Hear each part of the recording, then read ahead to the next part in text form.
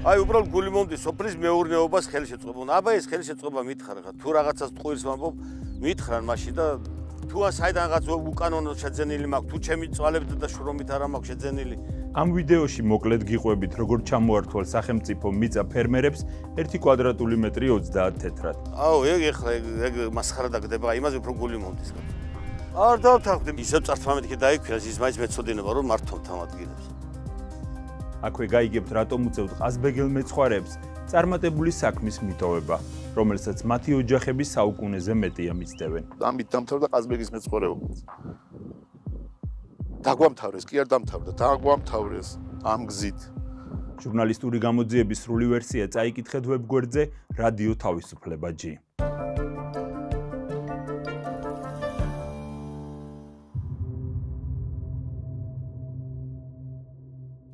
თბილისიდან აღმოსავლეთით დაახლოებით 20 კილომეტრში სახელმწიფო ახალი ავტობანი მშენებლობას იწყებს.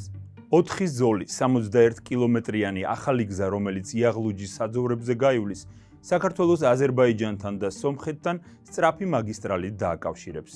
ახალი გზის სამშენებლო დერეფანში 380-ზე მეტი მესაკუთრე მოყვა. სახელმწიფო მათთან მოლაპარაკებები დაიწყო. დაახლოებით 35 ქონება იძულებით ჩამოართვეს. დაგვიბარეს იქ თბილისში და გვითხრეს რომ სახელმწიფო პროგრამა არისო და ჭირდება ეგ ადგილებიო თქვენიო. 59 წლის ყაზბეგელ ფერმერს ვანო გომიაშვილს ცხოვრების ნახევარზე მეტი ოქტომბრიდან მაისამდე რუსთავთან ახლოს იაღლუჯის ზამთრის საძოვრებზე აქვს გატარებული. წითელი ხიდისკენ მიმავალ გზასთან ახლოს ფარა პირველად 1992 წელს გამოაზამთრა.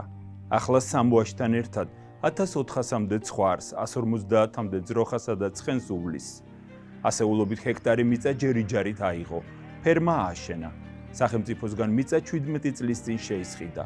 2 წლის წინ სახელმწიფომ 1 კვადრატულ მეტრ მიწაში 19 თეთრი შესთავაზა. შაგვიფასეს ჯერ 19 თეთრად, მერე 30 თეთრი ეს შეცდომა ყოფილა. დღესდღეობით თუ სადმე არის 30 თეთრიანი ადგილი, მომწარ მაშინ მიყიდან და მომწარ რომ ეს არ გავაჩერე საქმე.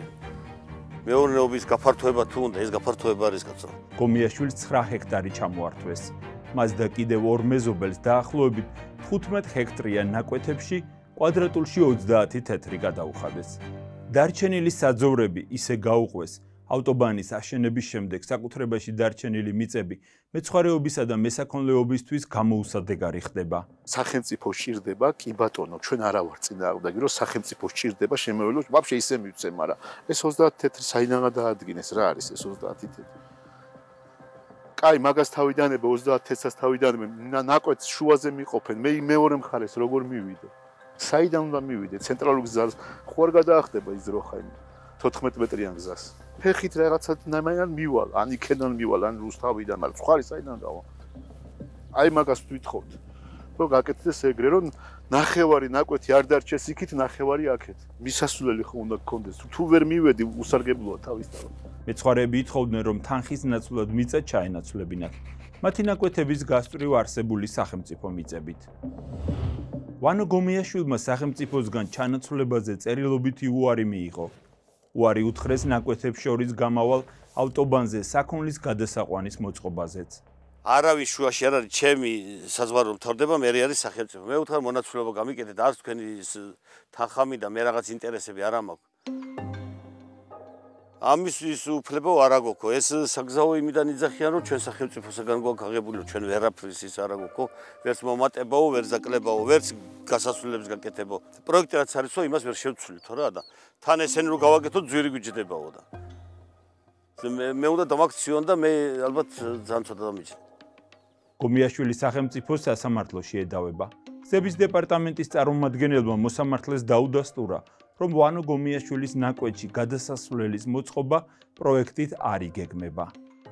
მიწა ჩამორთმეული მეცხვარეები რადიო თავისუფლებას ეუბნებიან, რომ თუ ახალ ავტობანზე ცხოველთა გადასასვლელს არ მოუწყობენ, ისინი საქმიანობას ვეღარ გააგრძელებენ. ერთ მხარეს დარჩება ფერმა, საცხოვრებელი და წყალი. მეორე მხარეს კი რამდენიმე ათეული ჰექტარი მათთვის უკვე მიუწვდომელი საძოვარი. ეს იმას ნიშნავს, რომ ჩვენ აი 4-5 კაცს ყაზბეგში გვიჭერია ეს მამა-პაპის სეულის საქმე, ეს ცხვარმეცხვარეობა. მამა ჩემი და პაპა ჩემის მოყოლებული. ფაქტობრივად წლების და საუკუნის ნაშრომ ნაწვალებს და აი რაც იცი კაცმა იმას გატოვებინებენ აი ამ საქციელით.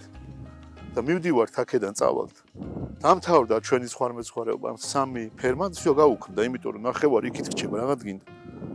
რადიო თავისუფლების შეკითხვებს 30 თეთრიან მიწებთან დაკავშირებით საავტომობილო გზების დეპარტამენტმა არ უპასუხა.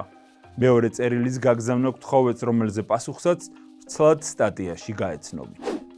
ეს იყო რადიო თავისუფლების ჟურნალისტური გამოძიების მორიგი სერია. მე გიორგი მგელაძე ვარ. სხვა გამოძიებები შეგიძლიათ ნახოთ აქ და რა თქმა უნდა გამოიწერეთ რადიო თავისუფლების YouTube არხი.